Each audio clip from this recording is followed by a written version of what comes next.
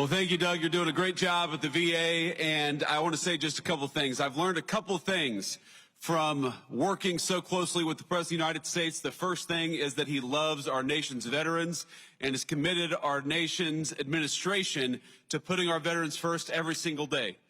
And the second thing I've learned about the President of the United States is that he really hates when somebody who's speaking before him goes on for too long.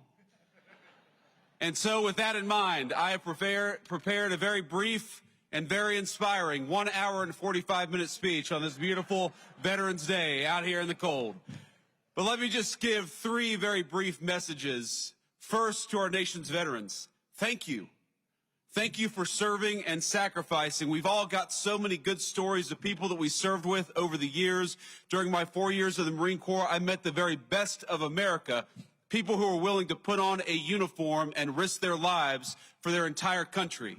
Just yesterday morning, I met people who lost limbs, who lost very, very important family members, who lost their psychological health, going out there and serving the United States of America. So whether you gave a little bit or whether you gave a lot, every single person who put on the uniform of this nation deserves our gratitude on this day especially, but every day. And so from the Vice President and the entire administration to our nation's veterans, thank you for your service, thank you for your sacrifice, and thank you for making us proud every single day.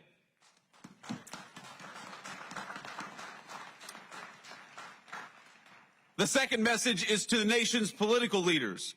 I happen to believe that the most valuable resource that we have isn't the incredible wealth of natural resources of this country, as amazing as it is. The most important natural resource that we have is that we have hundreds of thousands of young people every single month who sign up to put on the uniform and risk their lives for their fellow citizens. That is a resource we cannot squander. That is a resource we must protect.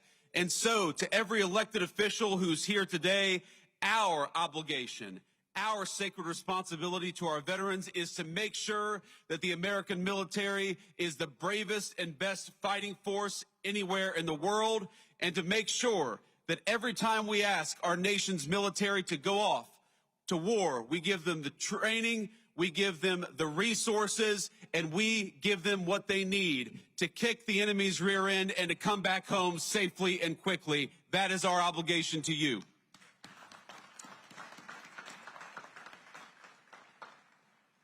And my third and final message to the American people, I'm asked all the time how to best honor our veterans. And this day in particular gives you an opportunity, and it doesn't have to be difficult and it doesn't have to be complicated. If you find yourself at a restaurant this evening and you see somebody wearing a uniform, buy them a meal if you're able, or buy them a beer.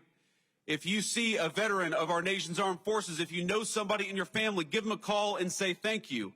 I heard already this morning from my mother-in-law who sent me a message early California time, and it touched my heart. Just knowing that we have loved ones who recognize our service, who care about it, and who care enough to go out and say thank you.